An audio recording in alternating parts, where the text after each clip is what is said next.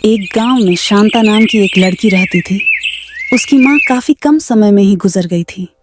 इस वजह से उसके पिता ने दूसरी शादी कर ली। सौतेली माँ शांता को हर पल किसी न किसी तरीके से सताती रहती थी। बाप रे, काकी के जगने से पहले ही पानी लेकर आना है। आज सुबह में मुझे जगने में कितनी देर हो गई। पानी लेकर आने से पहले ही कहीं कोई घर में नींद से ना जग जाए। क्या बात है शांता, आज तो बहुत देर हो गई। जो तुम मुझसे पहले पानी लेने आती थी वो सब मैं तुम्हें बाद में बताऊंगी। पहले तुम अपने मटके में पानी भर लो। मैं तुम्हारे मटके से पानी लेकर जा रही हूँ। पता नहीं तुम काकी से इतना डरती क्यों हो। अगर मैं तेरी जगह होती तो 4 डंडे उन्हें ही लगाती। ठीक है, तुम जाओ, कहने को तो कुछ भी कह सकते हैं। ठीक है, मैं चलती हूँ। अगर काकी नींद से जग गई तो मेरे लिए बिल्कुल अच्छा नहीं होगा। इस तरह वो डरते हुए पानी लेकर घर पहुंचती है। क्या हुआ आज इतनी देर क्यों? 1 घंटे से तुम्हारा रास्ता देख रही हूँ। कहाँ गई थी तुम? अभी तक कहीं दिखाई ही नहीं दी। हाँ काकी, आज सुबह जगने में थोड़ी देर हो गई। मुझे बस 10 मिनट रुकी। मैं अभी दूध लाकर चाय बनाती हूँ। एक बात अच्छे से जान ले, मुझे सुबह उठते ही चाय चाहिए। तू जानबूझकर लेट से गई थी, अब नाटक कर रही है। आराम से बैठिए काकी, मैं अभी दूध लाकर चाय बनाती हूँ। बस 10 मिनट और आपको चाय मिल जाएगी। इसके बाद वह जल्दी से जाकर दूध लेकर आती है और चाय बनाती है। कल का खाना बहुत बचा हुआ है, उसे खाकर घर की पूरी सफाई करना और गीले कपड़े से पूरे घर को पोंछना। कल त्योहार है ना, ऐसा घर अच्छा नहीं लगता है। 2 दिन पहले ही तो पूरे घर की सफाई की थी काकी। अभी तो घर बिल्कुल साफ सुथरा है। अगले हफ्ते दोबारा सफाई कर दूंगी मैं। ए लड़की, मुझे ही उल्टा सुना रही है। त्योहार से पहले घर की साफ सफाई करना शुभ होता है, इतना भी नहीं जानती है क्या तू? 1 घंटे में काम हो जाना चाहिए। इसके बाद शांता चुपचाप से घर के अंदर चली जाती है।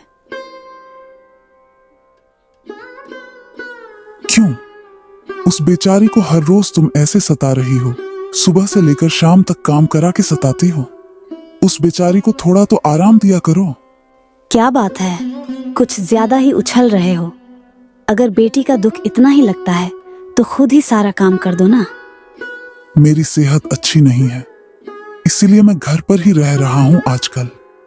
इसीलिए मुझे ऐसा बोल रही हो। मैं बिना काम किए तुमसे तो कोई काम नहीं करवा रहा हूं ना। मैं घर पे रहने के बावजूद भी है। हाँ, सही कहा। देश में सिर्फ तुम ही अपनी बीवी को खाना दे रहे हो। तुम थोड़ा इत्मीनान से सोचोगी तो तुम्हें समझ आएगा। हमारे पास तो इतनी जमीन जायदाद है कि हम बैठे बैठे खा सकते हैं। हमारी एक इकलौती तो लड़की है, उसे प्यार देने के बजाय तुम उसको सारा दिन बेचारी को सताती रहती हो। इसका मतलब मेरा संतान नहीं है, इसलिए मुझे कोस रहे हो। ठीक है, ठीक, चाहे जो भी कहना चाहते हो कह लो। कोई समझदार हो उसको तो कुछ समझा सकते हैं। तुम जैसे स्त्री को कोई कुछ नहीं कह सकता। मुझे कुछ काम, मैं जाता हूँ।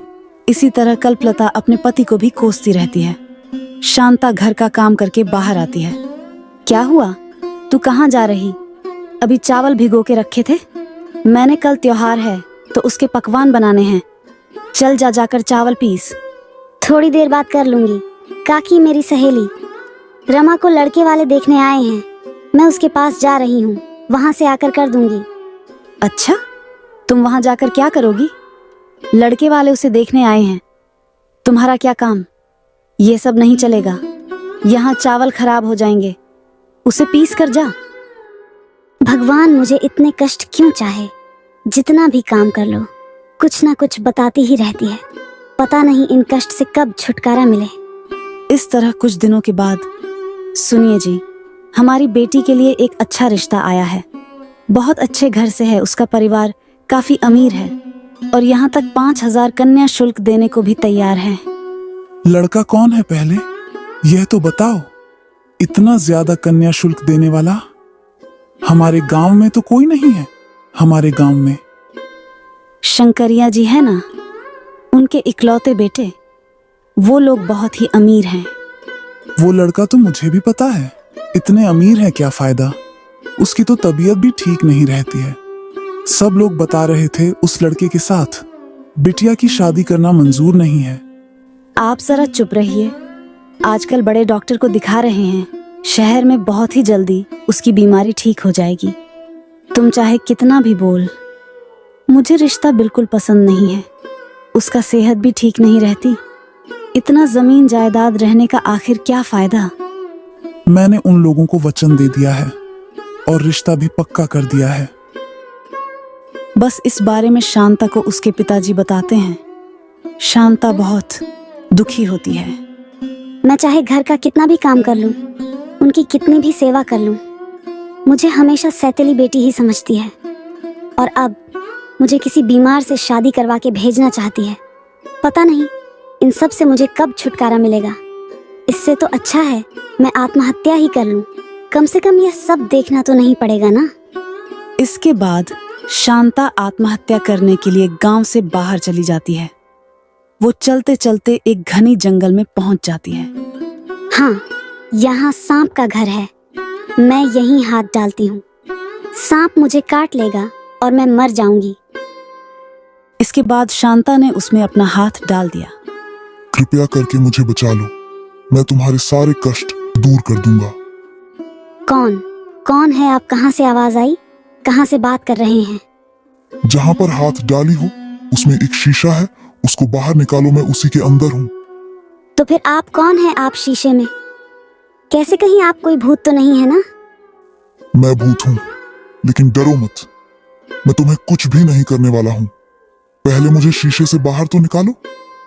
मैं तो यहाँ मरने आई थी, मुझे किस बात का डर?